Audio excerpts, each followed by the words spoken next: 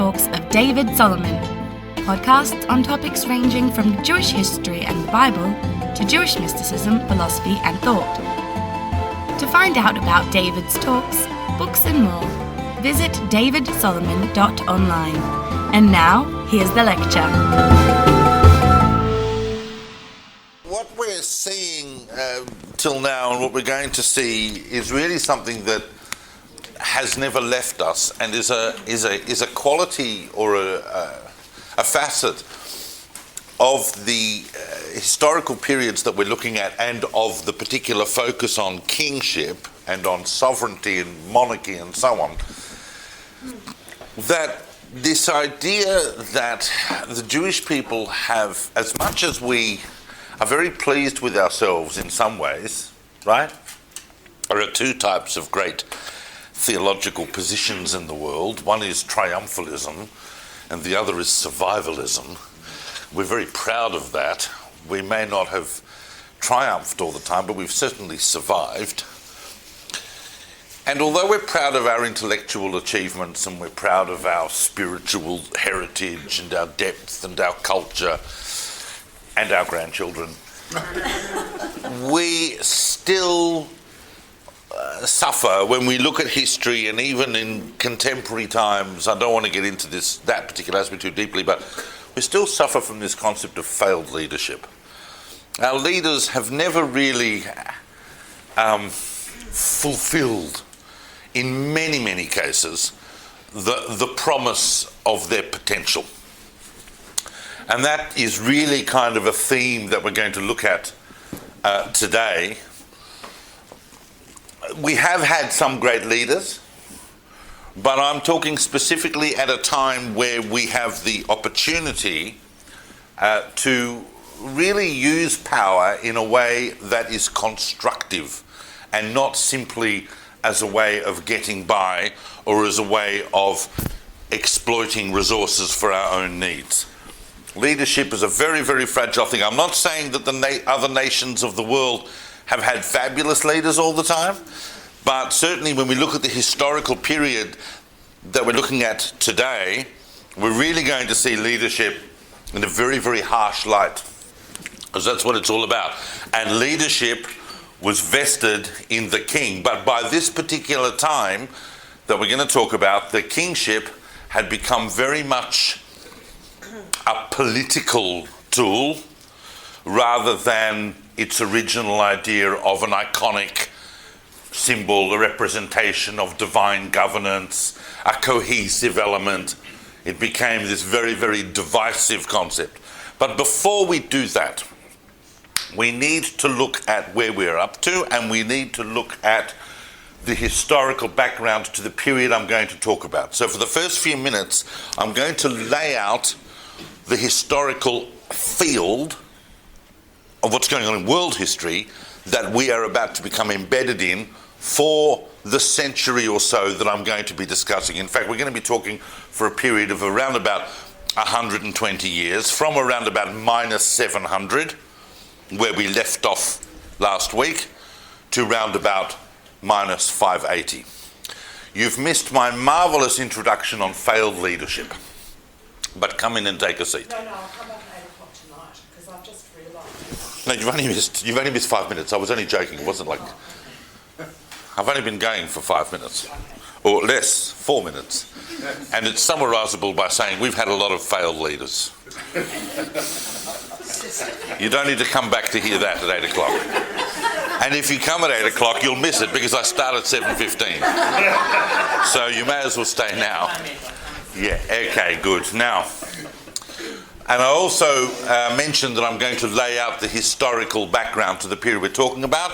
We're talking about from around minus 700 to about 580. That's the period, but I want to outline, because there's some impossible to understand. This is what a lot of people don't realise. I'm going to, don't worry, I've got it all planned out. But the problem is that people think that the narrative of the kings of Judah is just a series of a list of names, and they don't realise that these names and these events and these circumstances are completely embedded And when you realize what they're embedded in, they suddenly start to make sense and start to realize, wow, now I can see the mechanics of it. Now I can see why what happened is what happened. The period we're talking about is going to go from round about minus 700, and I'm going to go up to about minus 580. So, in fact, no, I'm not. I'm going to go beyond then. In fact, because that will make sense. I'm going to go to minus 500. That's a lot easier.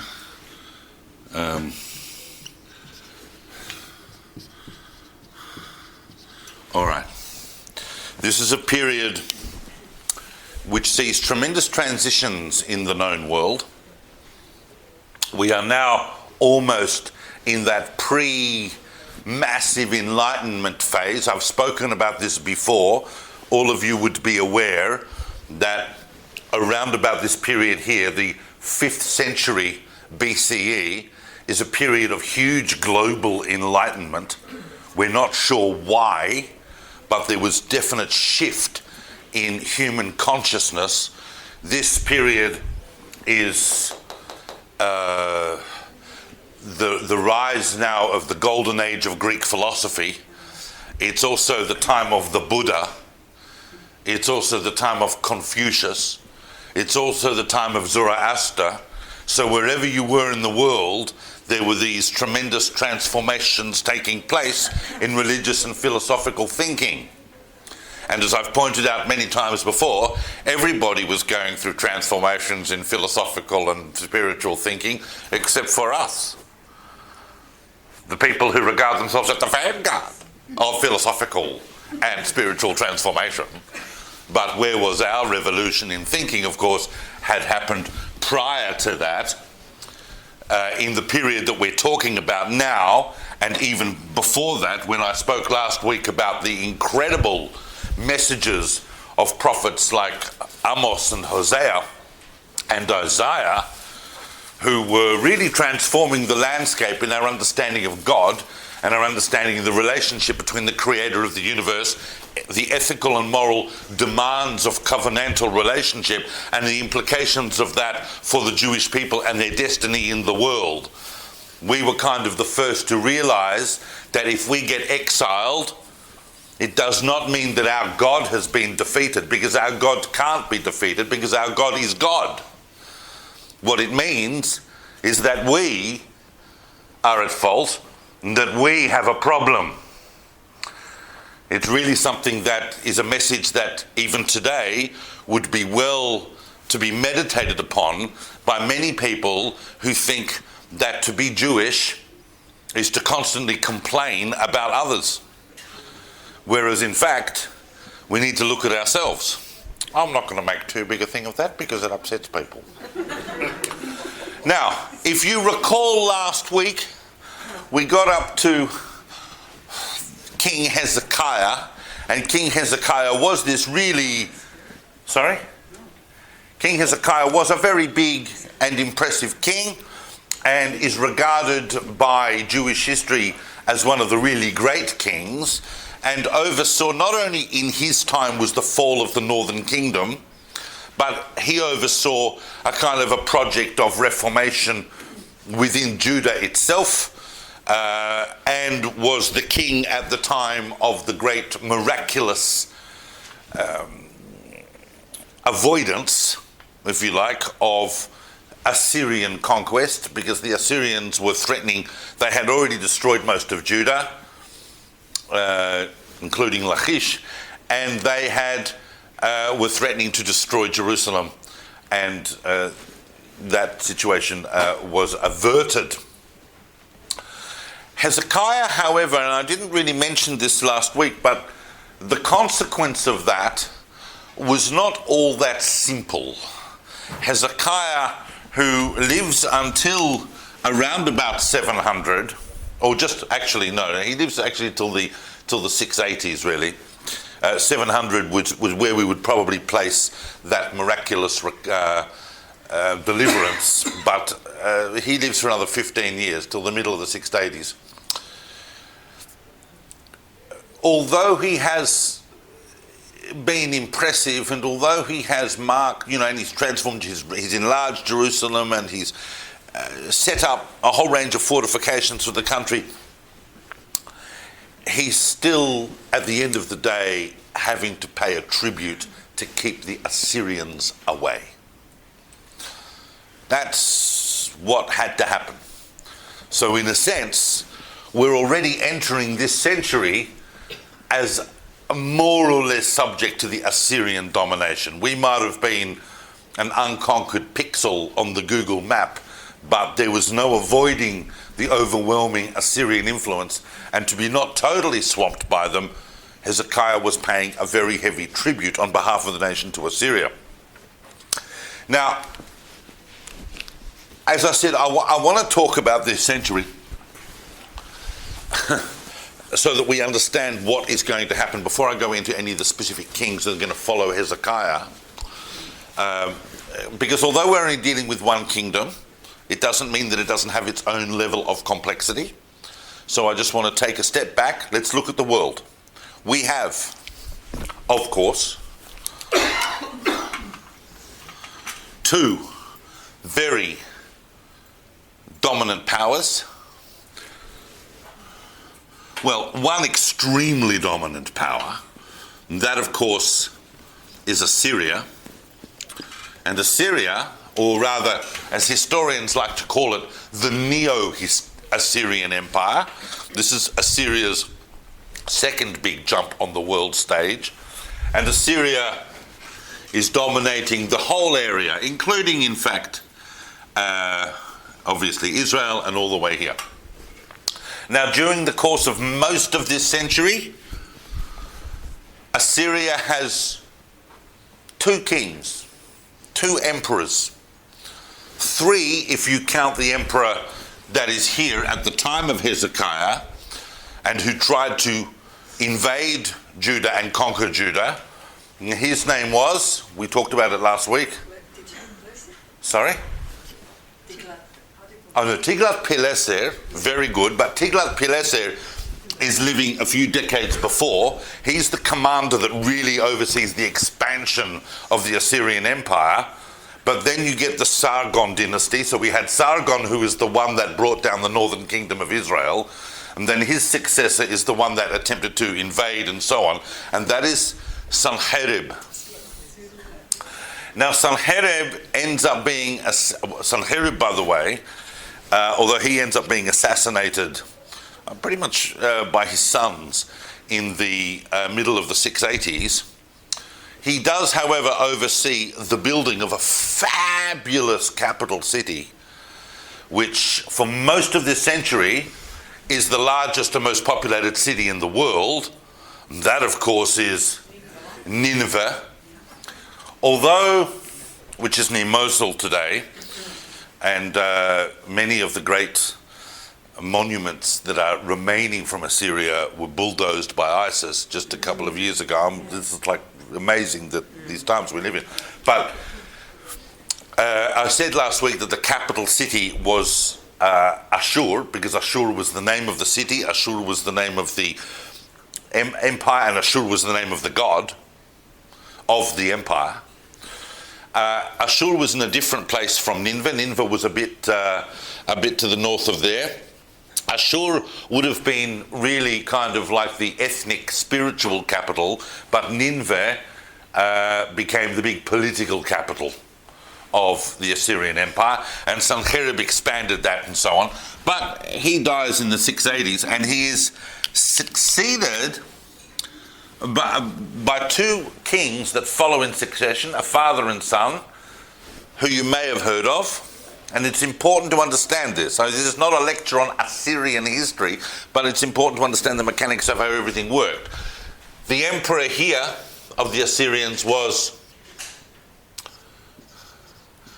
Esarhaddon.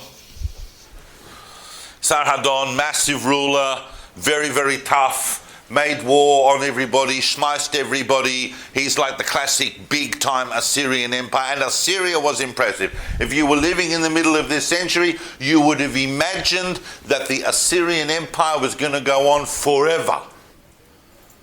There was no indication of any other history or any other possible future. Assyria was so sophisticated, so dominant, so militarily powerful and technologically equipped, and dominating this area and setting up all sorts of provinces and so on all over. In fact, during the time of Esarhaddon, their expansions even were able to conquer Egypt. So even Egypt itself, the only other possible claimant, rival claimant to potentially being a power in the world at that time, was conquered by Assyria. It's important to understand. And then when Esarhaddon died in the minus 660s, actually, so he's more like that, he is succeeded by his son. I have to remember actually, because I need to. Sorry, I don't want to confuse people. I got my decades out of scale. So let's just do that. 6, 7, 8, 9, 4, 3, 2, 1. So we're going to put Esarhaddon until about here, and he is followed by someone I've spoken about before, but I'm going to speak about again for those of you who just want a refresher course on this, because this person's very, very important if you're trying to understand ancient history and Assyriology, which I know you're all very keen to do. And that, of course, is, what's his name? The most famous of all of the Assyrian rulers, probably, Ashurbanipal. Put your hand up if you've heard of Ashurbanipal. Of course. Now, why is Ashurbanipal so famous? I mean, apart from the fact that Ashurbanipal really represents the Assyrian Empire at its absolute height, but Ashurbanipal was an extremely unique king in the ancient world because he wasn't destined to become king originally. His older brother was, but his older brother, I think, was killed in an accident, or that's how they put it. And Ashurbanipal came to the throne. And because he'd spent most of his life till then as a crown prince and not destined to be a ruler, he got involved in other pastimes, one of which was this extremely unique activity for kings of the age, and that was reading. Ashurbanipal could read. And he wasn't just able to read, he liked reading. So when he became emperor, he set about acquiring every single text, or a copy of every single text that was known to exist in the world that the Assyrian Empire could get its hands on. All knowledge, everything that could be written down in Akkadian cuneiform, was produced on tens of thousands of tablets. And guess what?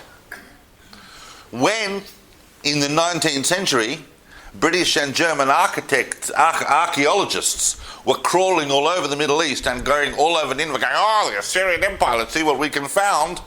They found the vaults of the library of Ashurbanipal and extracted from there 30,000 cuneiform tablets that we still have. That is why, another reason, as I said last week, Assyriology becomes this whole knowledge and discipline and subject in itself, because we know so much about that era, because we have Ashurbanipal's library. As a king, he dominated. His empire dominated everything. Although during this time there were rebellions, it's not like everybody was happy with Assyrian domination, and every once in a while they had to send out the Assyrian army to schmeiß someone. But overall, these two emperors oversaw the extreme domination of everything. Until Ashurbanipal's death, which is in around minus 627.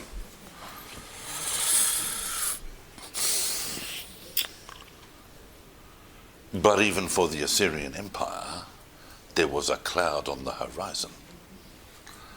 That cloud was very, very close by. It wasn't a distant land. It was very, very close to them. In fact, it was kind of almost part of their whole ethnic framework.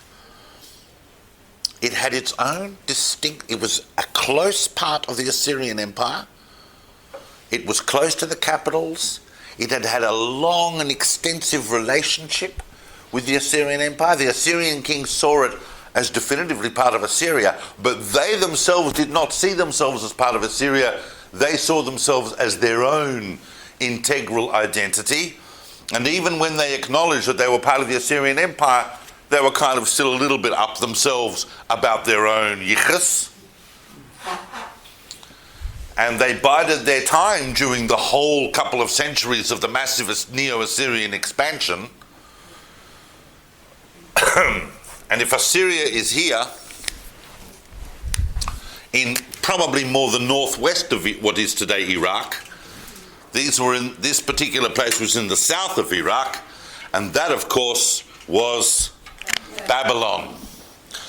Babylon, close by to Assyria, incorporated by the Assyrians consistently.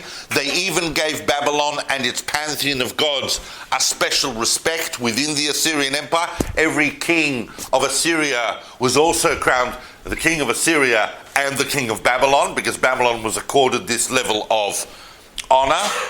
But the Babylonians never really felt at home in the Assyrian Empire and were always waiting for a chance to rise up and deliver their great potential. And so even under both Esarhaddon, but especially under Ashurbanipal, we see every once in a while the Babylonians would try and get their own kind of identity, and particularly if they had a say in the royal selections of kings and so on. So both of these had to put down rebellions in Babylon during the course of that century, as well as the fact that they defeated Egypt. And that's the situation up to the end of Ashurbanipal. But I just want to also say one more thing about these kings, because it's important to understand.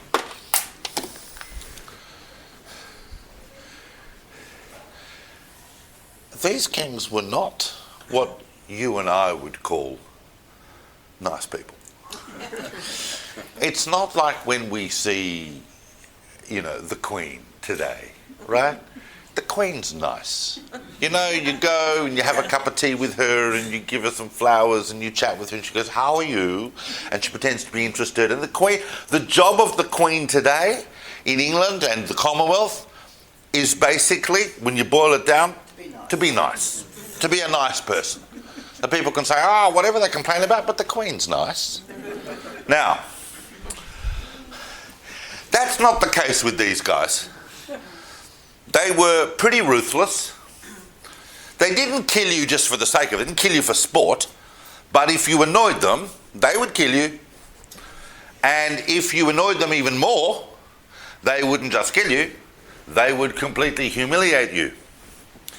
And we're going to see that, because there were Judean kings that were summoned before Esarhaddon and Ashurbanipal, historical figures who were humiliated in Babylon, because humiliation was part of the way in which you govern your subject colonies.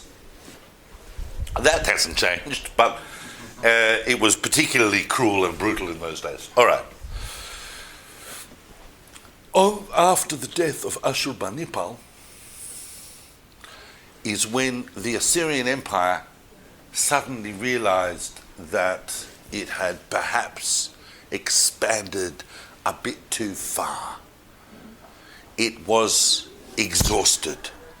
It had fought a lot of wars to expand this much. It was the greatest empire the world had ever seen to this point, but it was exhausted.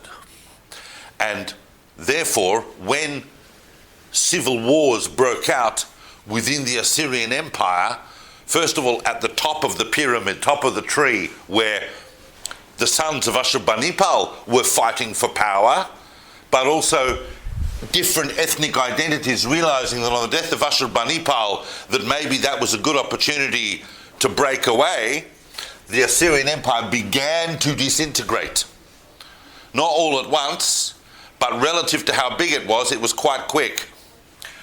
One of the significant breakaways for independence, of course, was Egypt. Well, Babylon, yes, but Babylon was a little too close, so the Assyrians could keep Babylon tight for a bit longer than otherwise, but Egypt, I mean, to send the army to Egypt, and I've got to say this because this is very important to understand, for whether you're dealing with Assyria or Babylon, to send an army to crush Egypt over here, very, very, very expensive and difficult exercise. Sounds like America today. Correct. No, it would be. It's not like America fighting a war in, Central America. It's like America fighting a war in the Middle East or in Southeast Asia. It's a huge logistical exercise. And so Egypt saw that it had the opportunity to gain independence, and it did. But funny things happen on the world stage in relatively short periods of time, because, obviously, eventually, by the time we move less than 2 decades later, Babylon seizes its moment in the complete balagan that is going on in Nineveh and in all the other, and in the Assyrian hierarchy, in the power plays happening there. Babylon rises and declares its independence and enters into an alliance with a new power that had also been subjugated by the Assyrians but was now going to get independence, and that of course was Media and Persia. They were having their own gashmuz, and then they joined in an alliance with the Babylonians against the Assyrians. The Egyptians were now free, and there are 3 distinct moments, very, very quick succession, that form the disintegration and destruction of the Assyrian Empire. Really fascinating. This empire that for 2 centuries had been unstoppable and the biggest player on the world stage, within 2 to 3 decades, annihilated. And that is, the first moment is that the Babylonians, together with their friends the Medes, sacked Nineveh in 612 and killed the emperor. Massive moment, the sacking of Nineveh, which, by the way, to everybody's remarkable astonishment, had been predicted by the prophets of Israel. We'll look at that a little bit later. The next moment was the regathering, and all of these are important. I'm going to be coming back to these events, so I'm laying them out now as a substructure. 612 is the sacking of Nineveh. Sorry? Yeah, all negatives.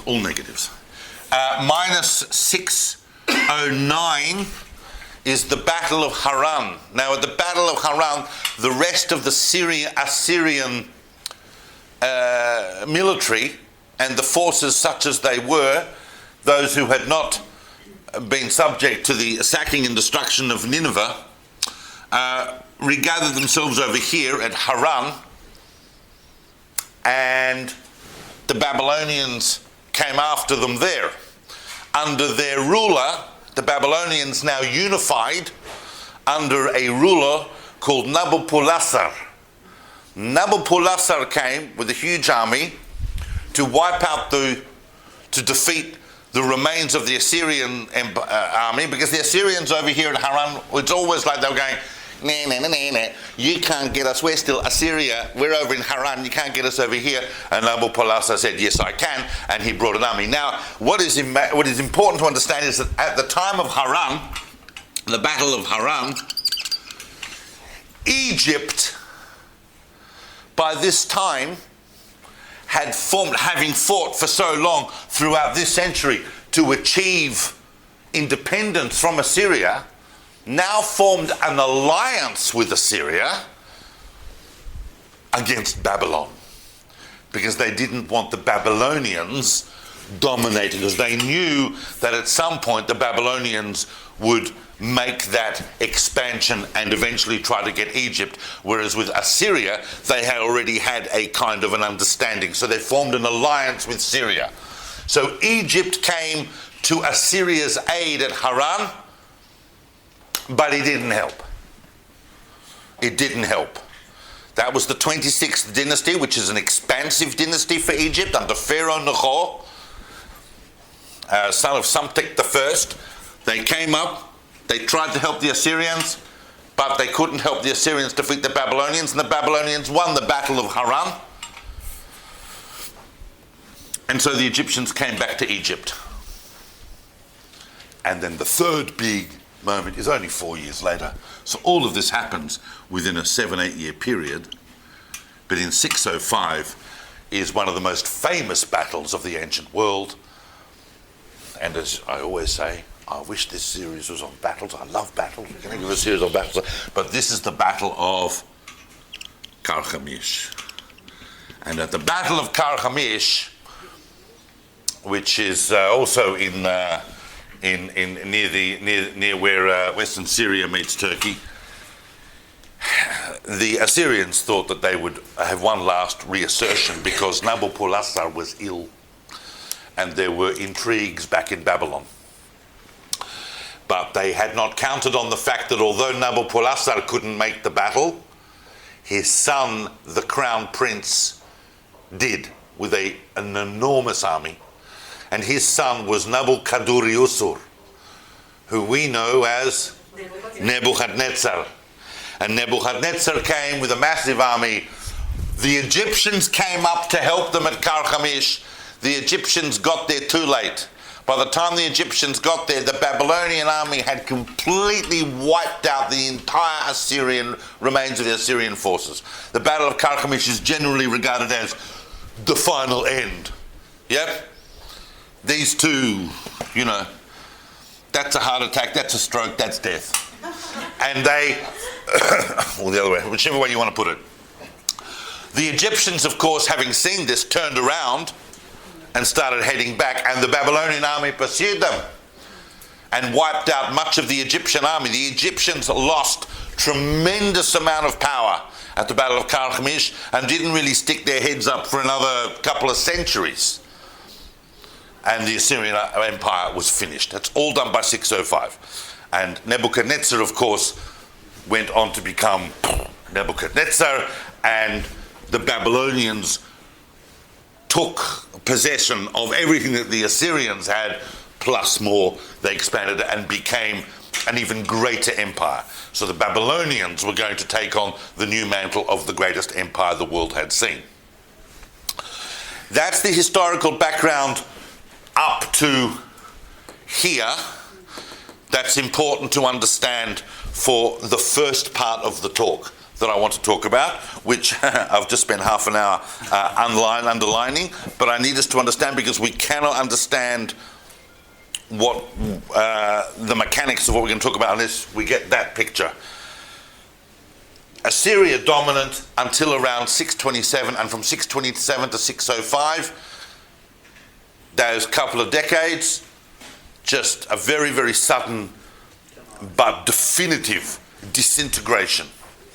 Something, interestingly enough, that empires subsequent to that have not always learnt lessons from. And we've seen this time and again.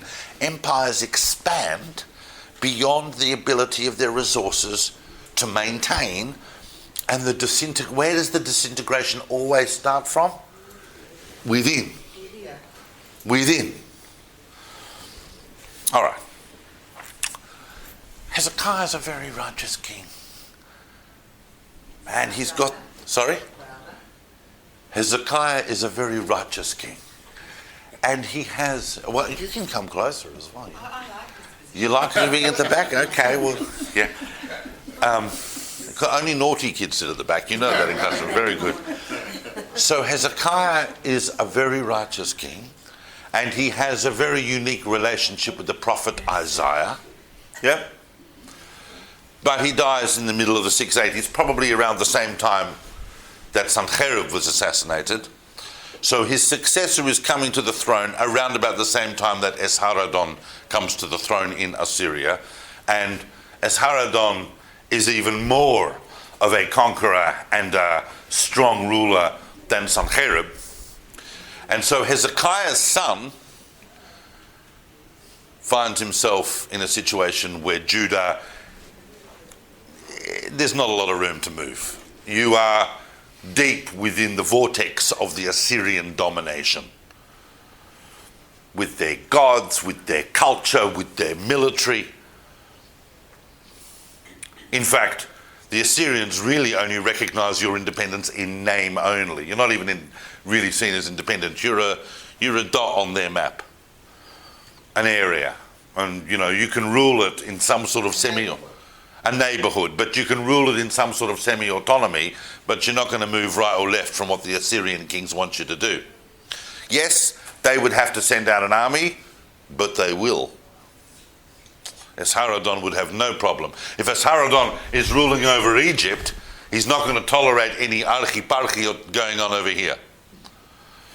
What was the name of Hezekiah's son who became ruler? And I've got to tell you, it mystifies me and it mystifies everybody as to how this person came about and why this person ruled the way they ruled. His name was, well, you need to know his name because he's basically, of all of the kings that we've looked at, he's generally regarded, certainly from the point of view, from a Jewish perspective, as just about the worst. His name was Menasheh. Yeah, not to be confused, of course, with Menasheh the tribe, or the Menasheh the son of Joseph, who went on to become the tribe of Menasheh. This is King Menasheh. And it is a constant preoccupation of psychologists right up until today to understand why and how it is that good people have awful children. And sometimes awful people have good children. We don't mind that, but when good people have awful children, we say, well, how did that happen? You grew up in our household, and look at you. You're a shlob. Where did this happen? Hezekiah was one of the most righteous kings that the nation had ever seen. And his son, Menasheh, was one of the most despicable, evil, despotic, cruel kings we've ever seen. The rabbis, of course, and I'm not going into midrash in this course because we're looking primarily at biblical and archaeological sources. We're trying to get to terms with the history of it. But and the thematics of kingship. But the rabbis try and explain how this happened. They will tell you that one of the reasons that Hezekiah got sick, remember last week he got sick, and Isaiah came and said, it's okay, you're not going to die, you'll have another 15 years because you made that prayer. That one of the reasons that he became terminally ill was because he hadn't had any children. And, sorry? It's a very, very big sin for the kings of Israel to deliberately withhold themselves from having children. Was he gay? Do you know what? Never thought of that. I've never thought of that. Well, I mean, how do you stop women in that time from conceiving? You don't sleep with them? Correct. So, all right, there's a theory. There's a theory, but the prophet Isaiah had said, remember, this is not in the Bible, this is not historical, this is the rabbis trying to understand this, that really the prophet Isaiah had said to him, well, I've got a daughter, why don't you marry her? And why did he not marry? What's his name? No, not yet. Not yet. Hezekiah's son is Menasheh, but he hasn't been born yet because Hezekiah is not having children. Don't get confused. I'm just going into this as a footnote. That one of the reason that Hezekiah did not marry and have children is because he had foreseen through a holy vision that his children would be evil. So he said, I'm just not going to have any kids. And Isaiah said to him, and it's a principle that becomes a principle in the whole discourse of ethics, is that you can't judge people for what you think they're going to be. That shouldn't prevent you from going ahead and proceeding as you should. Take my daughter. She's the daughter of a prophet. You're a king. There's a very good chance that they'll come out okay. Are you all right? I think I might be going to get some water. Okay. There's a good chance that they'll come out okay. And of course, Going that way. they didn't come out okay. Yep. That's all right. Hezekiah, anyway, is succeeded by Menasheh. Now Menasheh, and here's the other thing that's kind of troubling for students of the Bible. Ask your local rabbi this if you want to put him in complete confusion. First of all, your local rabbi is more than likely to say, who's Menasheh? But you shaking your head because I'm being rude about rabbis. But the real question is, how is it that a king who is regarded as the most evil king also has the longest reign of any king of Judah? Menasheh was on the throne for 55 years. That's longer even than Uzziah from last week, who ruled for 52 years, who was more or less a righteous king. You okay? I think so. I've got it all. Good. All right. Menasheh was on the throne for 55 years. Now, at some point during that reign, in which he completely, the Bible says, he filled Jerusalem with blood. And what we understand by that is that he executed any opposition, including any prophetic opposition. That was his approach to the prophets of Israel who were telling him this might not be the way to go. He introduced all of the Assyrian pantheon into Judah, including into the temple itself, such that the priesthood had to go into hiding, the prophets had to go into hiding, anybody who dissented was killed. He also brought in all sorts of materialistic corruptions. He basically sold the whole country out to Assyria.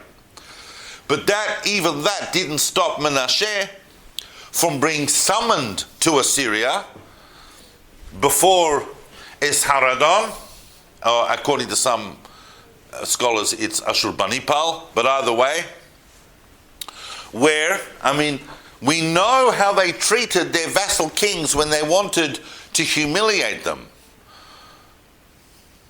They would put them, this is not specifically said about Menasheh, but we have from the Babylonian chronicles and so on, we know how they treated other kings. If you came to visit Ashurbanipal for a week and he wasn't happy with you, you would spend the week in a dog kennel, the king, with a chain through your lip, and other sorts of humiliations that I'm sure the Assyrian imagination could dream up. It was during one of those humiliating experiences, according to one account, not all accounts, but according to one account, that Menasheh went through a kind of repentance of some sort towards the end of his reign, and he came back to Judah and tried to make amends, tried to fix the temple, tried to sort things out with the people and just try and be nicer, but it just wasn't really enough. After decades of being the most horrible, horrible king, no one really took him seriously, it would appear, about this kind of, I'm nice now. Everything I'm going to talk about tonight, in terms of the kings of Israel, of kings of Judah, is the reason we can't have nice things. They just don't get it. Menasheh dies in around 640. Oh, at 640, minus 642. And he's succeeded by his son. And Menasheh's son is... Nice. we can hope. We want that to be the case. We want that. So he wasn't nice? His son, Menasheh, was succeeded by his son, Ammon. Just from the name, you can tell. I mean, you can't tell, but you can tell from that name what sort of a king Menasheh was, that he names his son after an Egyptian god. And of course, there was a complex relationship between Judah and Egypt.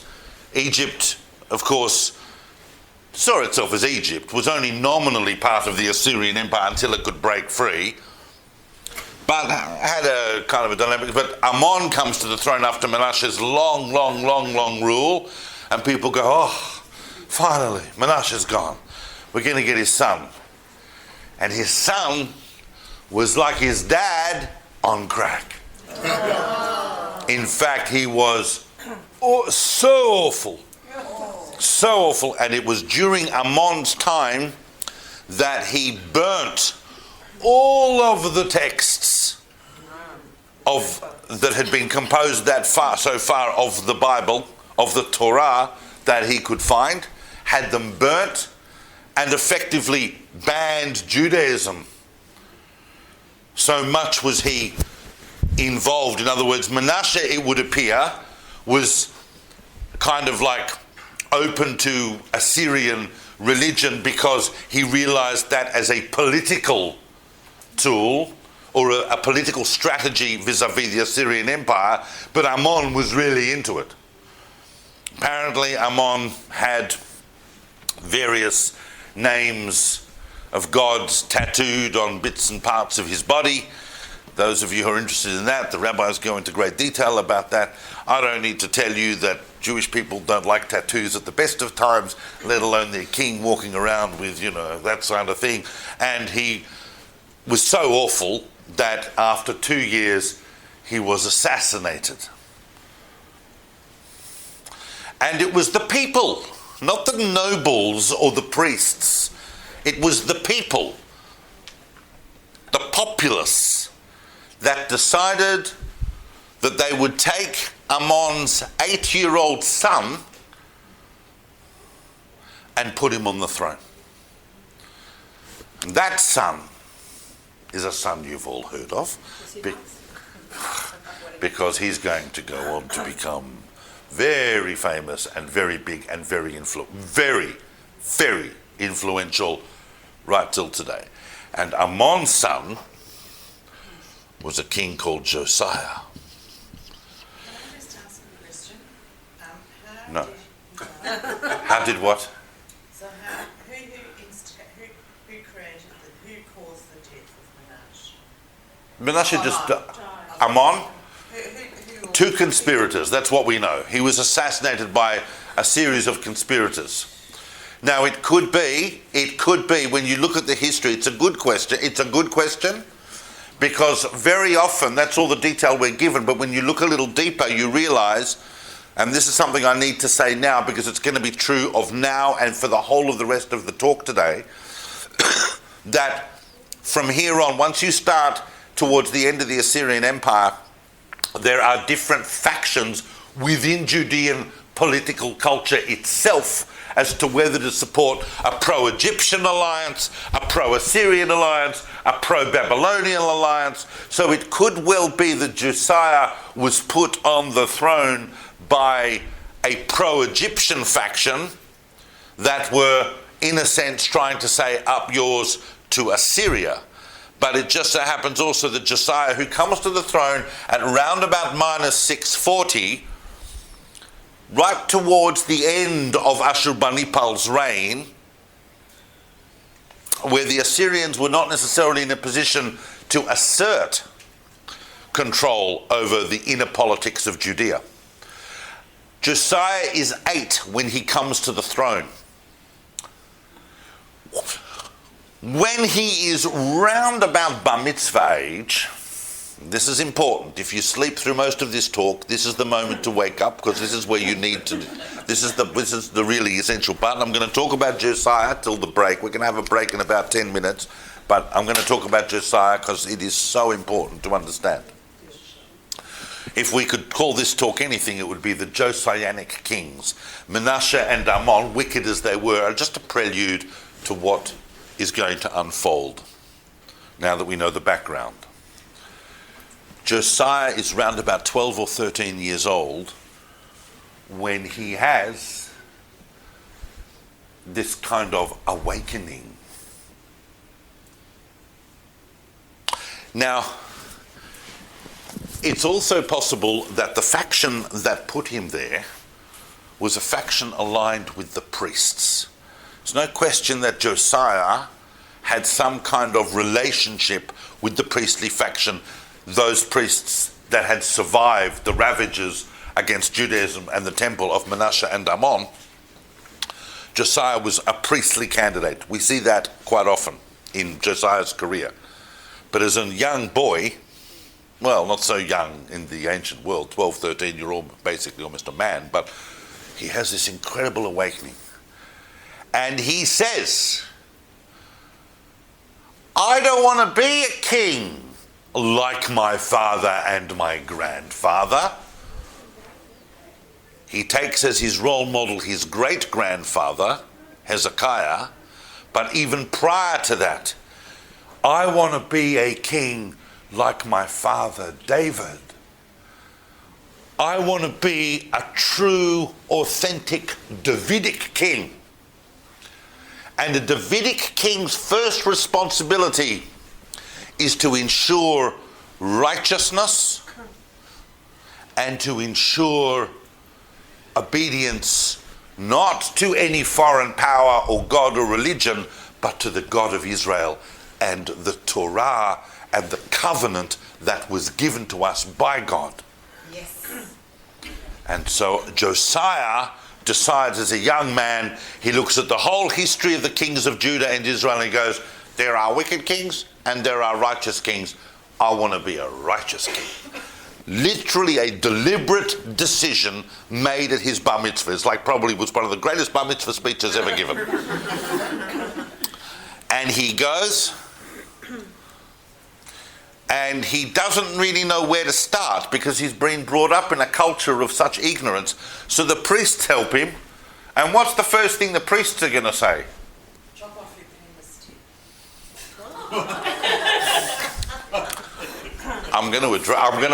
That's ridiculous point, but I'm going to address that because that's the second time you've said the word penis on these talks. I'm going to address that.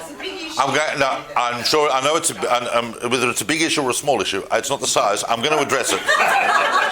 The thing is, we know that circumcision was still continuing, and the reason we know that is because some of the more wicked kings of Israel, and this was said about Ammon and it was said about another king we're going to talk about soon, that they reversed their circumcision as part of their wickedness. So we know that the practice of circumcision was still going. So one assumes that by the time Josiah gave this speech, he already had that sorted out. But if he's a priestly candidate, what's the first thing that he's going to be dealing with? What are they going to say to him in the absence of really knowing what else to do? Clean out the Bet HaMikdash. Clean it out. Your father and your grandfather have completely defiled it for decades. It's just accumulated all this foreign muck. Clean it out. So he organises a whole, just like the preceding king that we looked at, who was Jehoash of Judah, who also, remember, the one that grew up in the temple, made the cleansing. So using a similar system of donations and collections, he cleaned out and refurbished the temple. Didn't rebuild it, didn't need rebuilding, but it needed a cleansing out. By this time, we're kind of in the 18th year of Josiah's reign. So we're already deep into the minus 620s at this point, at the point where a momentous thing happened. that some of you are aware of, that is forever associated with the Josianic Reformation. Because in the temple, they found a crack in the wall when they were fixing it, and secreted into that wall was a surviving copy of the Torah. That was then given by the high priest to a scribe of the court and was brought before Josiah. They said, we found this in the temple. It would appear to be a surviving copy because we don't have any other copies, so we don't really know what it is, but we assume that this is the Book of the Covenant. And Josiah has it read. And when he has it read, he freaks out. Because, and now here scholars really get involved in this, and I'm going to talk about this for just 1 minute. It's a huge subject. When you look at Josiah and you go into Josiah, it's a whole study, because what was this text? What was this scroll? Historians and scholars do not doubt the veracity of this, because we can pinpoint within the whole textual tradition of Jewish history, we know at what point this was. And it would appear to us that this is the entry point for the book of Deuteronomy. The book that talks about kings and about special places and about all of the justice and the laws and the society and so on. Now, whether or not the book of Sefer Dvarim, whether or not the book of Deuteronomy had just been written not long prior, or whether in fact it was a remnant from something that Moses had actually written hundreds and hundreds of years before, and that whole subject I'm not going to get into, because that is two different perspectives on the evolution, textual evolution of the Torah itself. But most scholars, and even religious scholars, will tell you that it's probably the book of Devarim, the book of Deuteronomy, that was found. Some believe it was the whole Torah, but certainly at least the book of Deuteronomy, because Josiah had the book of Deuteronomy read before him and realized that unless things changed dramatically, some very bad things were going to happen. Because the first verse that was read to him when they opened it up at random was the verse that says, "And your king shall be led into exile into a foreign country." Obviously, he saw that as quite a symbolic thing. So they sent this book for verification to existing prophets. There were by now, under the Josianic age, prophets were coming out of hiding and were happily wandering around talking about God and the Torah. But they found this document. So the priests found that this is a fascinating interplay of the three dynamic institutions. The priests find it, they send it to the king for instruction. The king then questions its authenticity and sends the document to the prophet to have it authenticated. And they sent it to the biggest spiritual leader of the age, certainly within the early Josianic period. Who was the leading spiritual figure of the first couple of decades of Josiah's rule? Josiah ends up ruling for about 30 years. Who was that? Who did they send the Torah to? Well, that's a very good answer, because they didn't. But Jeremiah was around. And that's the amazing thing. Jeremiah was not the one they sent it to. And they didn't send it to Habakkuk, who was also around. You got to know this. Why do you not know this? Because the spiritual leader of the age was a woman. Oh. I spoke about this in the women's course. This is one of the most influential moments in Jewish history, because this is the re-entry of the book of Deuteronomy, which is going to become the core constitution of the Josianic reform. This is why we have the Torah today. And that woman was a prophetess called Huldah. And he sent it to Huldah, and Huldah said to him, yeah, that's the Torah. And Josiah says, well, are all the awful things that it says there, are they going to happen? And she says, yes, they are. They're all going to happen. And there's nothing you can do to stop it. However, because you've humbled yourself and because you have decided to become a righteous king and because you have decided that you are going to follow what it says in this book, it's not going to happen in your lifetime. And Josiah goes, okay, good. It's like when you have a child who's consistently disobedient and rude and naughty and always says sorry after, right? Sorry, right? At some point, you've got to show the child that sorry is not enough. There has to be a transformation of behavior.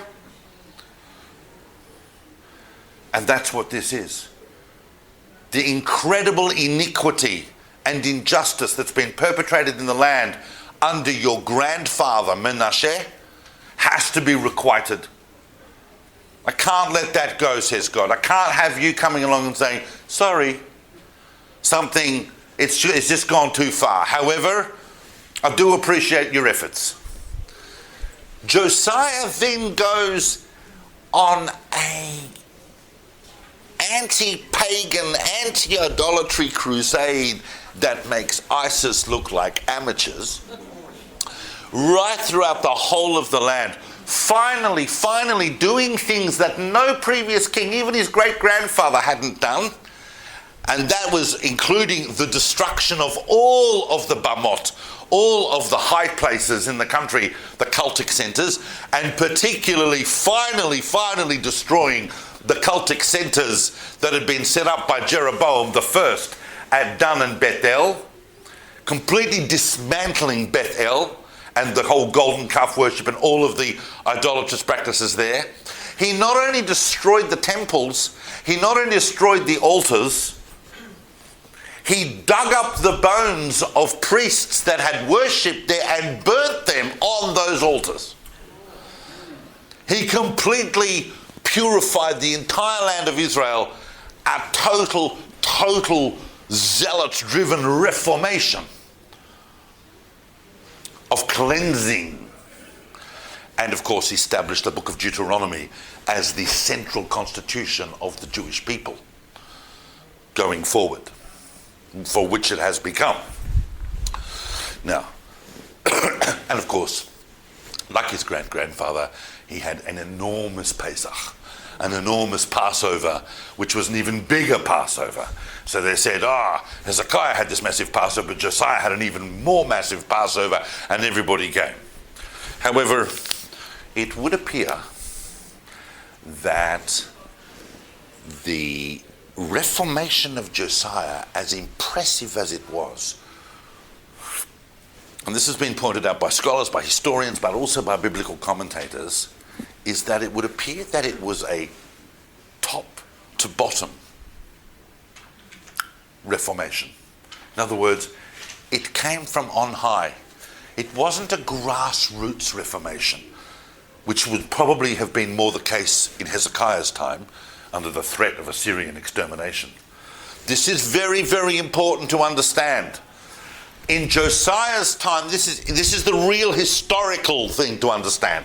In Josiah's time, throughout most of Josiah's reign, he had the opportunity to do this because the Assyrian Empire was disintegrating and the Egyptians had not yet gained enough power to take control of the Levant, and therefore Judah existed in a vacuum. And it was into that vacuum that Josiah was able to effect this reformation. But it was almost like the population said, who was so used to have their religions dominated from the authorities and the ruling powers, said, okay, so we've been worshipping the gods of Assyria for the last few decades. Now we've got to worship the God of Israel because the king said that's who we're worshipping. It wasn't a grassroots swell. Now, I know that normally I'd have the break now, but give me 2 more minutes, then we'll have the break, because I have to finish Josiah, because otherwise we won't get through the Josianic kings and what happens after. But the break will come in a couple of minutes, but just stay with me.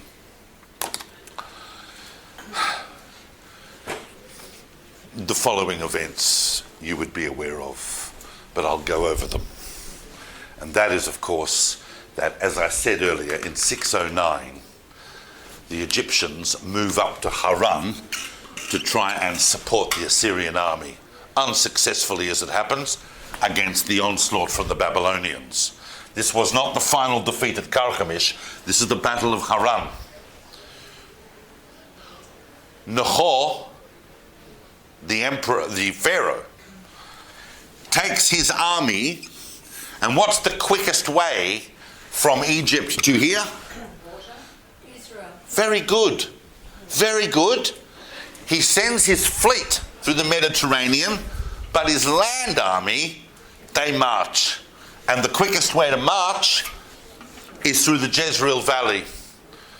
And you see, it would appear from all that we understand is that by this time, by the time you get to 609, and Josiah's been on the throne for over 30 years, and he's had this massive reformation since his bar mitzvah, and he's had this whole thing, as he's discovered the Torah, he's the guy, he kind of sees himself as a bit special. And in fact, he probably sees himself as extremely special. And so, in Deuteronomy and in the Torah, what does it say? That if you have a righteous ruler and you have a righteous society and you cleanse the land of idol worship and you observe the Torah and you keep the Pesach and you keep the Sabbaths and so on, then you're going to have this ideal society and you're going to have this ideal existence. And one of those is you're going to have peace. And the Torah says, "V'cherev lo ta'avor ba'artzechem," the sword will not pass through your land. And Josiah says, you're not going to bring your army through here. This is the land of Judah, the land of Israel. Armies don't just walk through here like it's some kind of corridor. That's an affront. And so he took the entire Judean army and stationed them where? When I say this, you're all going to go, oh, that's what that is. Where does Josiah station them? He stations them at Megiddo. Oh, that's the battle of Megiddo. And Nahor comes through, and Nahor says to him, what are you doing? My fight is not with you. I'm actually going to... We have the whole speech of Nahor. My fight is with here in Haran. I'm supporting the Assyrians against the Babylonians. Now, Josiah, by this time, had become a shtickle pro-Babylonian. But he was very, very independent. This is independent Judah. This is God's country over here. You don't just walk through it. No, you find some other way to get to your little wars. You don't go through here. Well, Nahor says, if you're going to stand in my way, I'm going to walk through you. And Josiah says, no, you're not. Because God's on my side. Now, the prophet Jeremiah warned him not to do this. And he did it. And he lasted about half an hour on the battlefield, and his body was pierced by about 300 arrows from archers. And they brought his body back. The Judean army just came back to Jerusalem, carrying their dead king. And he was buried with great solemnity. But as you can imagine, this kind of caused a bit of a catastrophic trauma for the nation, because this was the righteous king. And look what happens to the righteous king. He gets killed on the battlefield in a war he wasn't even supposed to be fighting. The end of Josiah is tragic, but his reformation is incredibly important for subsequent Jewish history, because he reintroduces the whole of the Deuteronomic picture of what the ideal society and what the ideal king should look like. Let's take a break. Let's try, because I've got to get through the kings after this. Otherwise, next week we're done. We can't do that. Next week is big. So let's take a shortish break, and I'll come back. It's also warm in the room, so get some fresh air, but I'll see you in a few minutes. Let me ask you this question. You'll know the answer to this question. You will. Is Jerusalem mentioned in the Torah?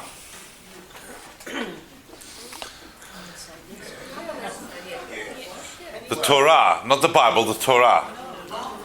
No. All those little Judeo-fascists who run around pointing fingers at Muslims going, Jerusalem's not mentioned in the Quran, should also be aware it's not mentioned in the Torah either.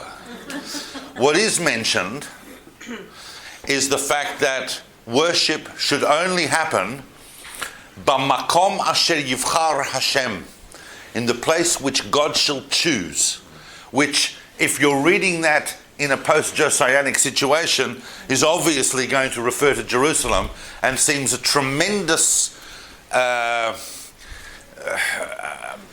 evidence or support for Josiah's claim that all worship of a cultic nature, all the priestly worship, all the sacrifices should happen in Jerusalem. Remember that we didn't even really invent shuls until much later. Shuls were invented in exile. Jerusalem was where you went to worship God. Yep, you could do a shtickle prayer, maybe say the Shema, whatever at home, but when you wanted to do something, you go to Jerusalem. And therefore everything, so it's very important to understand the centralization of Jerusalem in Josiah's picture. But that was part of his whole, I'm going to be like King David, Jerusalem is going to be a political as well as religious capital, and there's going to be no idol worship of any sort, because I can't trust people to worship anyone, even the God of Israel outside Jerusalem, unsupervised. Now, Josiah, tragically killed at the Battle of Megiddo, has 4 sons, 3 of whom became king.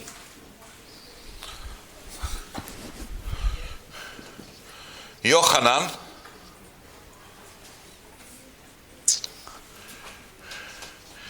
Eliakim, Shalom,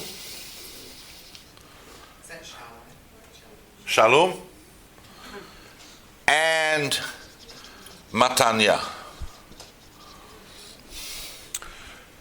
We're not sure what happened to Yochanan, but when Josiah's body was brought back from the battlefield, the popular choice for king, and therefore by this time the populace was having quite a lot to say in matters, and they would appear probably to be supported by the priesthood, skipped over the second son and elected the third son, Shalom, to the throne. And it would appear that Shalom was part or representative of the pro-Babylonian faction, and that's probably why they chose him. Remember that before empires conquer you, they're generally very nice. So Babylon would have been seen... Oh, brilliant. No, that was tea. That was tea. Tell me what to do. Tell me what to do. No, do I go and... No, but you're going to miss important parts of it. Better I should do it. Leah, I'm so sorry. I've had an accident. I've pissed myself in the class. Come on. Do I need to bring some fruit? Yeah, I'll show you and then you tell me what to do. It's okay. It's okay. Okay, all right. I've just spilt that tea on the floor. In 4 years of teaching here, I've never done that. I'm so sorry. And I've pissed myself and everything. Look. That's what I was checking first, actually. What do we do? Leave it, and we'll get a shmata and we'll deal with it after. Yeah, I mean, I'm the schmutter, but we'll get it. Okay, fine. All right. We'll look after it. It's all fine. Thank you. All right, let's... There's a message in those 2 words. Yeah, of course, I can see it. I can see it. It's just shut up and sit down. Now, so let's try and ignore it. So Josiah was pro-Babylonian, and therefore the pro-Babylonian faction elected Shalom as their leader. But when Nahor, who's really kind of like the power in the region now, the power in the Levant, because... The lesson is don't give you a cup of tea. No, the lesson is don't spill it. Nahor, the pharaoh who's kind of the power in this area of the Levant, on his return from the unsuccessful Haran battle with his army, comes via Jerusalem. Now, Shalom ascended the throne and took on the name. By now we're seeing kings have an original first name and then take on or be given a kingly name. And his kingly name, so you won't find him under Shalom, you'll find him under Yehoachaz, who of course that was the name of an earlier ruler of the northern kingdom, but he took on the name Yehoachaz, and Yehoachaz is on the throne. But 3 months later, Nahor is returning from Haran and takes Yehoachaz with him into exile. So Josiah's son and successor Yehoachaz becomes, having sat on the throne for only 3 months, becomes the first king in the fulfillment of the prophecy about the king being exiled. And he is taken to Egypt. As a prisoner? As a prisoner, as a captive. A captive. Necho, the Pharaoh. Pharaoh Necho of the 26th dynasty takes Jehoahaz on Pharaoh's return from the unsuccessful Haran battle and takes him captive into Egypt, and he dies there. Now that could have actually been the end of it, really, perhaps, if they had put on the throne in replacement a decent king. But Necho took, it wasn't the people that elected this, it was Necho who took Shallum's older brother, the second brother Eliakim, and put him on the throne because he was pro-Egyptian, or at least said he was. So he was a Necho appointee. So already you've got a king that was appointed not really as a result of a prophet or the people, but by a foreign ruler. So already we're in a level where things have degraded, and his name, he took on the kingly name, or was given it, of Jehoiakim. And Jehoiakim was an absolute brute. First of all, you've got to realize that Jehoiakim's allegiance for the first few years, of course, was to where?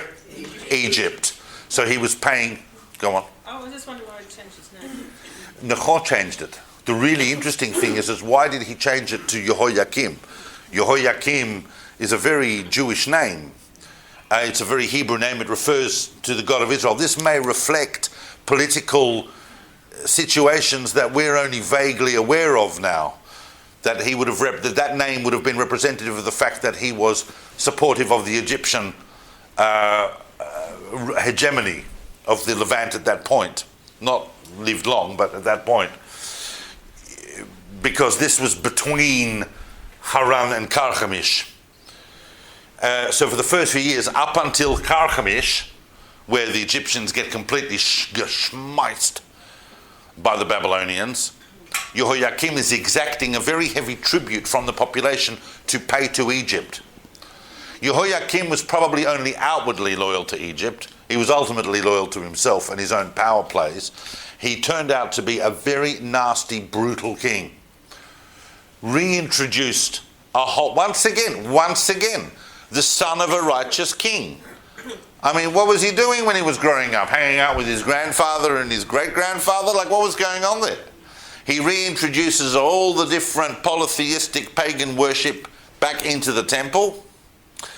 But he's mostly known for his incredible, brutal put-down of any dissension, and particularly prophetic dissension. Because the prophets of Israel were telling him, you're a nasty person. Now, if you're a nasty person, at least do what God tells you to do, and that is politically make yourself a shtickle humble and subservient. Because the prophets of Israel could see the rise of Babylon. They knew that the Assyrians had had their moment to conquer Jerusalem, and it hadn't happened. They saw Babylon as the big cloud that was going to come to cause the destruction that would requite the iniquity that had been built up under the rule of Menasheh. Jehoiakim wasn't listening to that. And of course, after Carchemish, he now had to switch allegiances to the Babylonians. But he didn't really want to. And at every moment when he thought the Babylonians were weak, he tried to assert some level of independence.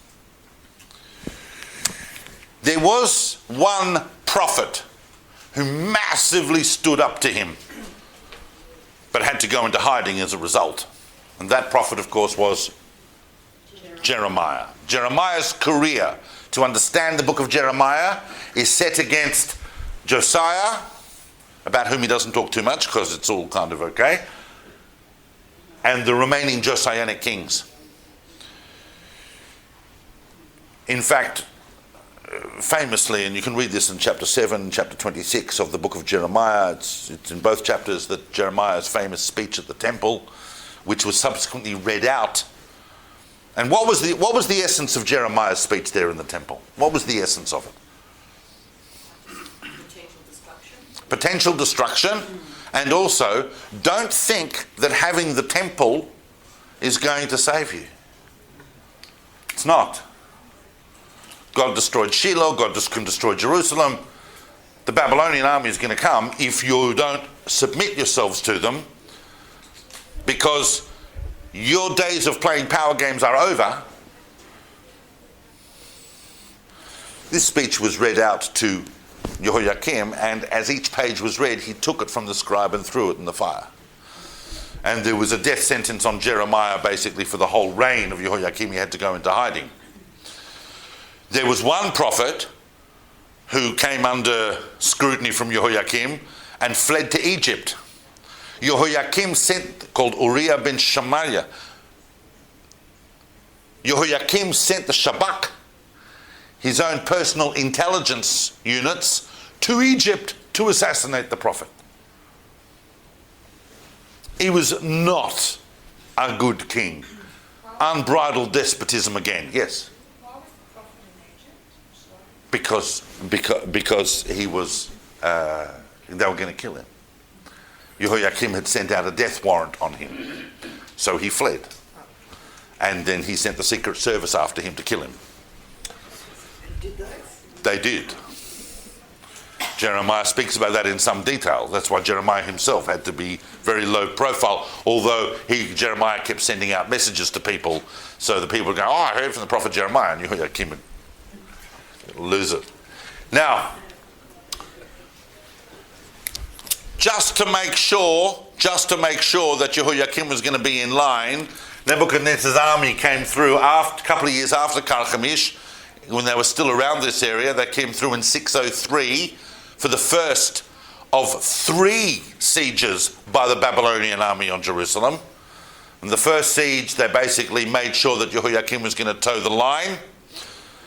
He had to come out and publicly declare that he was going to be a vassal of Babylon. He was going to pay tribute and so on. And they said, okay, well, you can stay in your position, but it's Babylon all the way for you.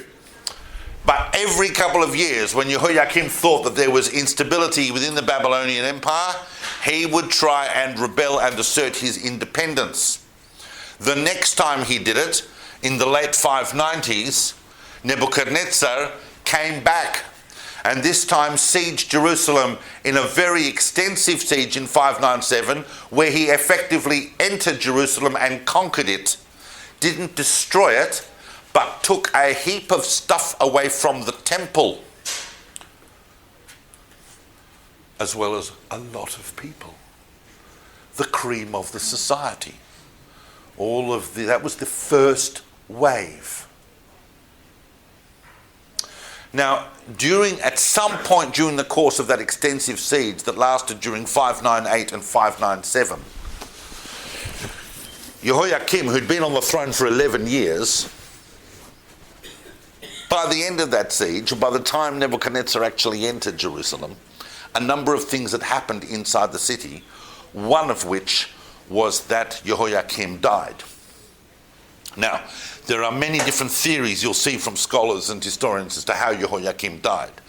I say this before, and I'll say it again. Most of these events, not so much the Josianic events, but the subsequent events about his sons, we have multiple sources for, but perhaps the most amazing thing is that about 10 years ago, in their poking around in the city of David, they found Jehoiakim's palace. And they found the wall that he had been lowered over. Now, it was an ancient practice often that if you had enough popular support and you were being sieged by a foreign army because of the behavior, the political behavior of your king, that it's no surprise that if you got hold of the king, you could lower the king over the wall and say, it's his fault. We're not sure whether Jehoiakim was alive or dead by the time they lowered him over the wall, but he was certainly dead by the time he got to the bottom. They then, the population inside the city, then appointed Jehoiakim's son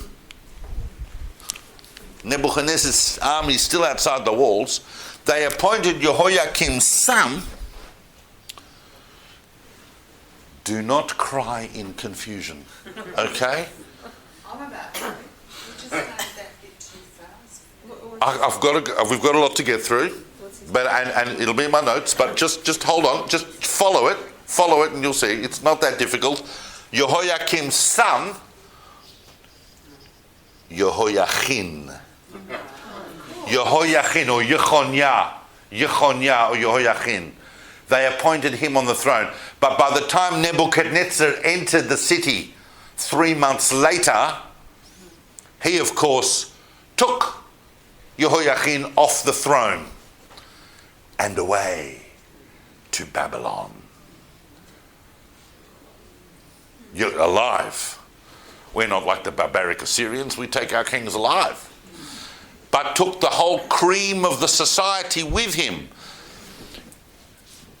That's when you read, and some of you will go, oh, I've seen your hand, I'll get you in a second. Some of you will go, oh, who's read the book of Esther? So in Esther, what does it say when it introduces this guy called Mordecai? Right? It says Mordecai had been living in Babylon, Persia, right? Because he was one of the waves of exiles. Asher higla Nebuchadnezzar melech Bavel, which Nebuchadnezzar, the king of Babylon, had exiled. Im Yechoniah melech Yehuda, with Yechoniah, the king of Yehuda. That's Yechoniah is Jehoiachin. Not the later exile as a result of the destruction, but the first major exile happens in 597.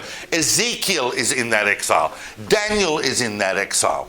All these guys who are already in Babylon and Persia, and at the time when Jerusalem finally falls, have been there for 10, 11 years because they went in that first wave with Jechoniah. Now Jechoniah exiled into Babylon, where he lives until an old age, became a symbol of political hope for the factions back in Jerusalem. They were all saying Jechoniah's coming back, and the Babylonians are going to disintegrate and Jechoniah's going to come back. It's all going to be okay. That's going to go on for the next decade, this kind of messianic pro-Jechoniah, he's coming back faction, against obviously the prophet Jeremiah, who's saying no, he's not. Jechoniah lives to an old age in Babylon. Now here's the astonishing thing that people do not realize. He wasn't a king then. He was king for 3 months and then was deposed by Nebuchadnezzar and taken to Babylon with thousands of others, but not just any others, the cream of the society, the artists, the craftspeople, any of the scribes, anyone who could write, anyone who'd been to university, anyone who had an education. Now, here's the amazing thing that people often do not realize. The Bible gets very specific on some points. And one of the points that the Tanakh, the Bible, tells us is that during the time of the Babylonian exile, when Jechoniah was there for the next few decades, although for much of that time he's kind of under house arrest at the best of circumstances, probably in a dungeon for the first few years, then promoted to house arrest, he was afforded, and it was eventually then brought out of prison by subsequent kings after Nebuchadnezzar, was given a ration, him and his household, in recognition of the fact that yes, he's a captive, yes, he's an exile, but he's still a king of Judah. So he was given a specific ration from the king's household to support him and his family and his sons and so on. You follow? And that's what the Bible tells us. We go, okay, that's an interesting detail. And then, in the 19th century, when they're poking around with all these records in Babylonian, there's these famous documents that they found called the Babylonian Chronicles, and much of this stuff was taken by German archaeologists, much of it in the British Museum, but also a lot. Who's been to the Pergamon Museum in Berlin? You've been to sort of amazing, and the reconstruction of the Gate of Ishtar and all of it, right? And they have there the Babylonian Chronicles. And there it tells you that Konya, the king of Judah, was given X amount of rations from the king's household. An exact correlation. It's really, really quite astonishing. So he's there. Jeremiah, by the way, had put a curse on Jechoniah because he really wasn't impressed with him. Really wasn't impressed. Because Jechoniah only submitted himself to Nebuchadnezzar right at the very last minute, thinking that, okay, I'll finally do the advice and I'll go and I'll submit myself, only to find out that Nebuchadnezzar was going to exile him. He put a curse on him that none of his sons would ever sit on the throne of Judah. Now that's going to have a significant impact, and I'll come back to it later. Who did they take to replace Jechoniah? The fourth son of Josiah, Mattaniah, in other words, Jechoniah's uncle. Follow? We had Jehoahaz, followed by Jehoahaz, followed by Jehoiakim, followed by both sons of Josiah, followed by Jechoniah, Jehoiakim's son, a grandson of Josiah. But when Jechoniah was deposed by Nebuchadnezzar, they put the fourth son of Josiah, Jechoniah's uncle Mattaniah, on the throne, and his name was changed to... We don't know the details. You do know this because it's the last king of Judah. The last ever king of Yehudah. No, Malachi's the last prophet, and he's not for another century at least. When I say the name, you're all going to go, oh. Was, of course, Zedekiah. Zedekiah. How old was he? 21. Oh. So he would have been 10 when his brother came to the throne, Jehoiakim. Now, Zedekiah is a very complex king. He is, by all accounts, the wrong king in the wrong time at the wrong place. Or he's the right king in the wrong place, or the wrong king at the right place. He comes across as extremely weak. He's constantly prevaricating. In hindsight, it's easy for us to say, you schmuck. Just be obedient to the Babylonians and you'll save Jerusalem, you'll save it. But he couldn't help himself. And every couple of years, when he thinks the Babylonians are not going to come, and now Egypt is kind of flexing itself a bit under Pharaoh Hophra, and it's going, we think we could make an alliance against the Babylonians, and they think the Babylonians are not going to bring their army out here, and blah, blah, blah. So every couple of years he's having like a rebellion conference. All of these other nations and all these countries around are coming to Jerusalem to discuss how they're going to resist the Babylonians. And then at some point Zedekiah is summoned to Babylon. And he goes, no, I'll be a good boy. And then he comes back. Now he has and once again they have another rebellion conference. Now he has a very complex relationship with prophecy. With the prophet Jeremiah. Because although Zedekiah saw kind of the sense in what Jeremiah was saying, because Jeremiah wasn't saying anything that Einstein couldn't come up with, he was saying, submit to the Babylonians. You might actually survive this. You're not a very good king, but you might survive it if you submit to Babylon. Because Babylon is the agency that God has chosen to have dominion over you. They're the ones that exiled Jechoniah. But there was so much pressure on Zedekiah within Judah to try and carve out some kind of independent framework away from Babylon, especially under the influence of Egypt. There were, and also, while it's easy for us to say, if I'd been there, I would have listened to the prophet Jeremiah. It's easy for us to say that, but we also have to remember, as the Bible tells us and as other records tell us, Jeremiah was only one of hundreds of prophets. And many of the other prophets were saying, it's going to be okay. Babylon's going to fall. And Jechoniah is going to come back in triumph. They were still referring to Jechoniah as the king. In exile, the Babylonian exiles that went with Jechoniah still saw Jechoniah as the king. Even the prophet Ezekiel refers to him as the king. So back in Jerusalem, a lot of people are saying he's going to come back, he's going to come back. And that's the famous moment when Jeremiah appears before Zedekiah with this yoke around his neck as a symbol of how Zedekiah really needs to submit to Babylon. Because submitting to Babylon was identical in the prophet Jeremiah's view, as submitting to God. It's time for the Judean kings to give up power. You might survive this, but only if you submit to the Babylonians. And of course, the famous prophet Hananiah ben Azur takes the yoke and he breaks it. This very dramatic episode in the career of Jeremiah.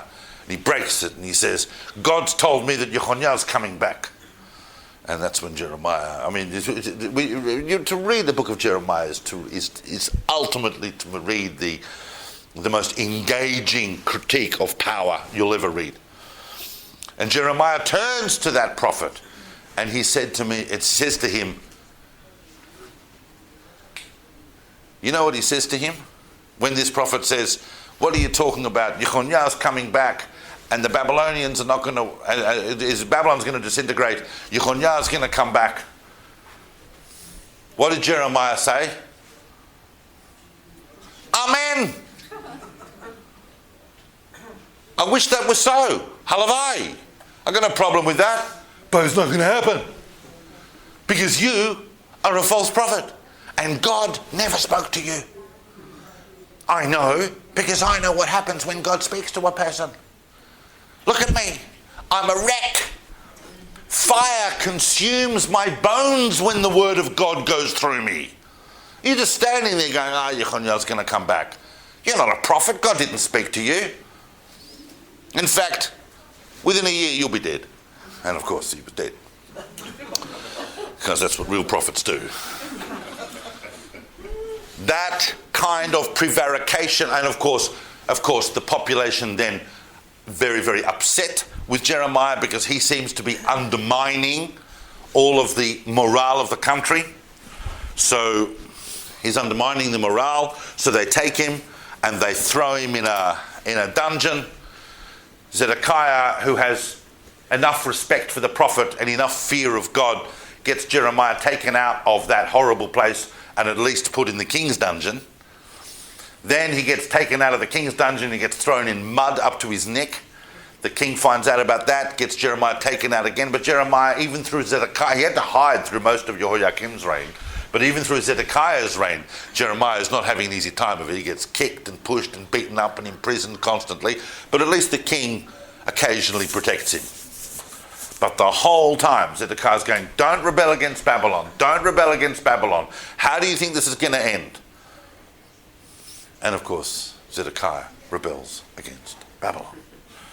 One last time. In around 590, they have another big let's break away conference. You see, rumours kept coming out of Babylon that Babylon was disintegrating. Nebuchadnezzar did go through a difficult time internally for a while, but that wasn't going to work out well for Judah, because in 589, Nebuchadnezzar decides, that's it. Enough of these Judean prevarications. And even though Egypt had promised, oh no, we'll come to your help. If the Babylonians come, we will come to help. Nebuchadnezzar brought the Babylonian army to Judah, and in 588 siege Jerusalem, 587, and a lot of people from the surrounding countryside had come to Jerusalem because that was the place that was the most fortified city. It was the biggest population. That was where you were going to try and perhaps get some safety, because the Babylonian army were coming with some serious attitude.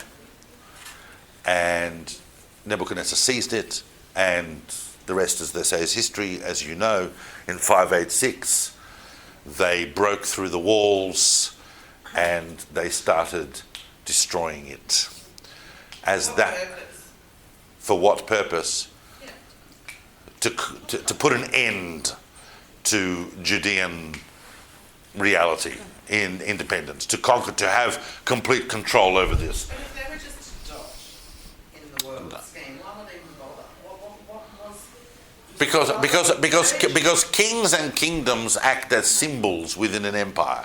You can't control a population if you have a whole area here. And it wasn't just a dot, it was an area. Funnily enough, interesting you say that again, because I didn't mention that under Josiah, Judah had expanded to take in much of former Israel, and had actually expanded way beyond Hezekiah's borders, so that the kingdom that Nebuchadnezzar was putting it into was an extensive area that was probably most of what we would call today Israel.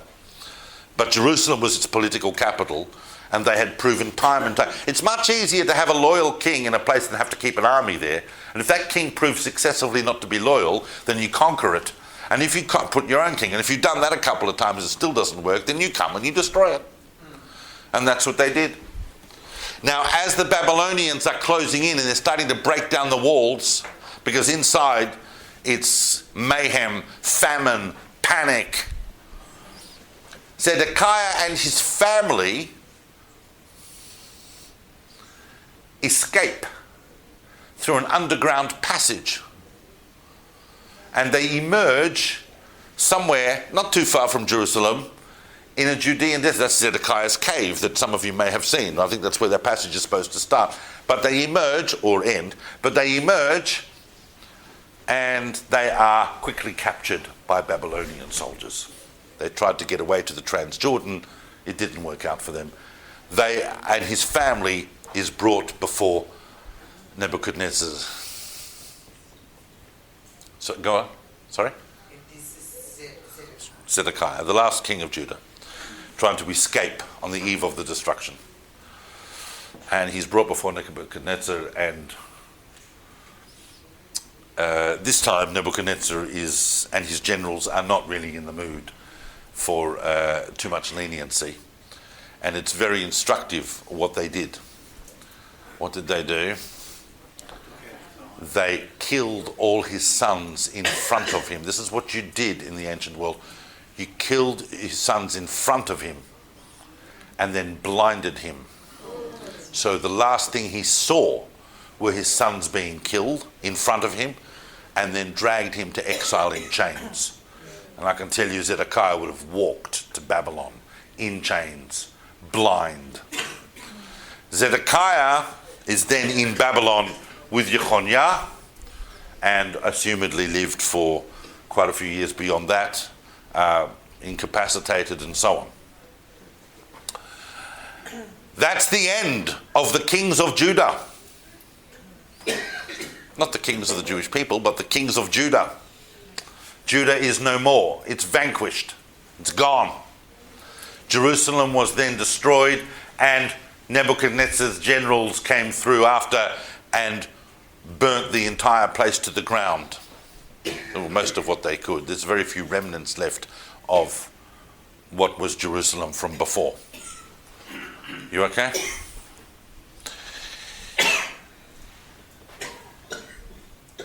But as famously prophesied by Jeremiah, he said, listen to this.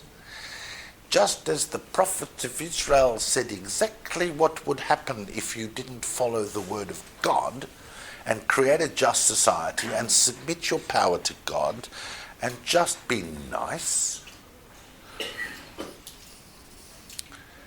Just as there were prophecies about exile and destruction, so are there prophecies about hope and restoration.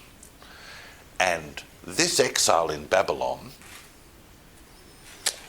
about which we know a lot, because it wasn't just Jeremiah in Jerusalem that was talking about it, but Ezekiel already in Babylon was talking about the effect of this, what was going on in Babylon. Just as there is exile in Babylon and destruction of Jerusalem, so will there be a return. A return. And people are going, yeah, right. Like anyone's ever come back from that situation. Because when the Babylonians came through in minus 586, they killed everyone. they could find, well, or they enslaved them and took them away. The only people that were allowed to stay were the total Nachschleppers, right? Us, we would be staying, right? No, I'm kidding, me. The Nachschleppers, the uneducated, the peasants. And then they put this guy Gedalia in charge of them, start a shtickle kibbutz over there, maybe help them do something. Jeremiah went to live there. Jeremiah, by the way, was given complete freedom by the Babylonians. They even wanted to come and live in Babylon as a holy man. They thought he was amazing because he'd been predicting the whole time about submission to Babylon. But he went to live with Gedalia, and of course, what happened to Gedalia?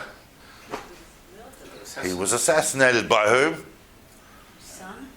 No, by some Jewish hotheads. As always, the Yigal Amirs of the day, they came and they said, you're aligning yourself with the Babylonians. He goes, no, I'm just starting a shtickle kibbutz over here. I just want to give people so they can grow some tomatoes. What do you want from me? And they came and they killed him. And so all the people that were with him had to flee into Egypt. But the bulk of the population either killed or enslaved and taken off to Babylon in exile. How do you come back? And Jerusalem destroyed. Judah ended. How do you come back from that? That's a nice prophecy, Jeremiah, but really. And Isaiah prophesied it and Ezekiel prophesied it, but really? And as we know, 70 years later. So it starts in 538, because in 538, Babylon fell. And it fell because they weren't watching. And they weren't watching their growing, powerful neighbor with whom they thought they were in some kind of subjugated alliance suddenly broke free. The Persians defeated the Medes, and then the Persians made a very, very powerful grab for Babylon and its conquests.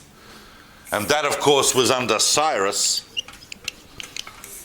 And Cyrus's capture of Babylon is one of the great strategic moves in history. Now Cyrus and the Persians are in control. And now Persia is going to be the greatest empire the world had ever seen. But this was really took it to a totally new level, because the Persians ended up controlling massive amounts of territory and set up a whole infrastructure of autonomous governments within that empire. The whole notion of satrapies and so on. And Cyrus announced in the Cyrus Cylinder, which we still have, we don't have it, it's in the British Museum, but it's there, where he proclaims that the peoples that were conquered and exiled by the Babylonians can go back, on application of course, can go back to their original homelands and reconstruct it with Persian overlordship, but they can reconstruct their autonomy and their authentic cultures. So long as they're loyal to Persia, we'll let them rebuild it, because that's the most effective way of ruling an empire this big. Cyrus had learnt from the mistakes of the Assyrians and the Babylonians. Give people a shtickle autonomy, they got to pay some taxes and wave at the Persian flag, but at the end of the day, they're the best people to govern their own countries. And lo and behold, that included the Jews. So we came back. Well, not everybody. Not everybody. I mean, as amazing as it is, you've got to imagine what a generation would look like where you suddenly get autonomous sovereignty over the land of Israel and not everybody makes aliyah. Don't know why that would be. Some people have comfortable jobs in Babylon. Their kids are at good schools. They've got BMWs and so on, nice villas. They don't want to go. They put a little bit of money in a box, a blue box every week for the big Zionist project back in Jerusalem. But Babylon's quite comfy. It's very nice here. So the first wave is around 42,000 people back to Zion. Yep. And that is really, that's what, that when we say Birkat HaMazon on Shabbat and Yom Tov, right? Shir HaMa'alot, B'shuv Hashem et Shivat Zion, when God returned the captivity of Zion, Hayinu kecholmim, we were like dreamers, we couldn't believe it. I mean, in future generations, they're going to look back on the early 20th century in 1948 and they're going, how come those guys were completely blown away by the fulfillment of that prophecy after 2,000 years? And similarly then, we were blown away. We're back. But not for everybody. 42,000 people went back under the leadership of Jechoniah's grandson. Jechoniah's grandson, who was, of course, no. Ezra's not royal. No. I'm going to say it, and you're going to go, oh. It is, of course, Zerubbabel.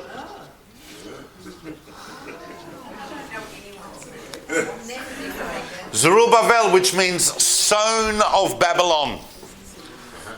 Now, that's... And what was he? He's not a king. He's not a king. He's a prince.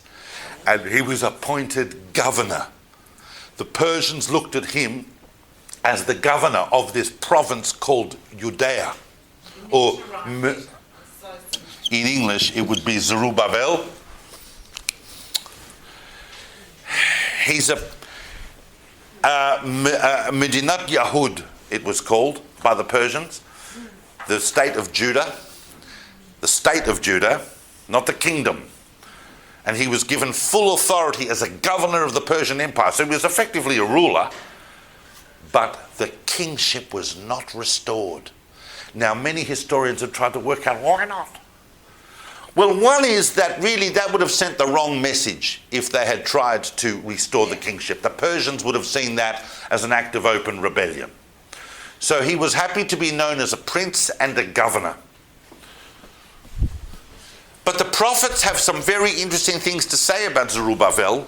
I've got to finish now, but I'll just finish on this point, because this is the big point to finish on. Because they did learn some lessons. There were prophets at the end of the exile who were part of the rebuilding. One of the things that Zerubbabel was charged with was to rebuild the temple. Cyrus told him, you've got to rebuild the temple to your God, because that's what I do. That way things work out for me, because I'm allowing you. If your God happens to be God, then you'd better build a temple for him. That project was very slow to get off the ground. But the prophets, Haggai and Zechariah, speak about Zerubbabel in glowing terms, saying that he has tremendous potential. This could be the full restoration, but we've got to see how this goes. But they have a very important message for him that emerges from the whole of the preceding few hundred years that we've looked at. We've still got one talk to go. This is not finishing yet. The whole of the preceding few hundred years of that temple, of that first temple period. And that is famously in the 4th chapter of Zechariah, you'll see it. When he warns Zerubbabel and he warns the rulers of Israel what kingship is really about, what rulership is about. We've moved beyond that now. These guys don't even understand that concept. They're going to understand something more basic. Some of you will be familiar with the pasuk. Lo v'chayil v'lo v'choach. Not with valor and not with power, not with strength. Ki im beruchi amar Hashem. But with my spirit, says God. That is a spirit of humility. That is what this exile has really been about for the kings of Judah. You are not on that throne. You are not on the Davidic throne or any other throne of Israel to play power politics and to be triumphalist. You are there because you are an expression of me, says God, and of my spirit. And that is why the prophets of Israel called Zerubbabel, in ideal terms, in potential, the signet ring of God. The signet ring, because the signet ring represents the person who wears it. Now, Zerubbabel didn't necessarily fulfill that promise. We're not entirely sure why. We're not entirely sure why that happened. It might have a lot to do with the fact that the Persian Empire was just overwhelmingly powerful, and that maybe he really internalized that message, that it's about the spirit. But he does really set the tone of the whole of the subsequent, even though he was seen in messianic terms, he sets the tone of the subsequent nature of the second temple. Yeah. I can't really understand the word spirit. Can you give me some other words? Is there other words that define the direction? I can only answer it in this way. Not in a way you'll be able to take notes from, but in like this. The word for spirit in Hebrew is ruach. And the prophets say, not with strength, not with power, ki im beruchi amar Hashem tzvaot, only with my spirit. Now those lines were penned 2,500 years ago. Since then, we've all been trying to understand what spirit means. We've all been trying to understand what it means, ruchi. But what we think it has something to do with is the fact that we need to open ourselves up, divest ourselves of power and ego, and open ourselves up but uprightness, a righteousness that comes from accepting that God rules the world, and that if we are to find ourselves in positions of power, we are to dedicate that power to improving the ethical, moral standing of the society in which we're in. That's the Spirit of God. I will see you guys next week. We're going to do the whole of the Second Temple period in 1 week, so there's a lot to get through. It's going to be fascinating. It's going to be a roller coaster, but that is the Josianic kings. Very important to understand that transitional period from the end of the temple to the beginning of the second.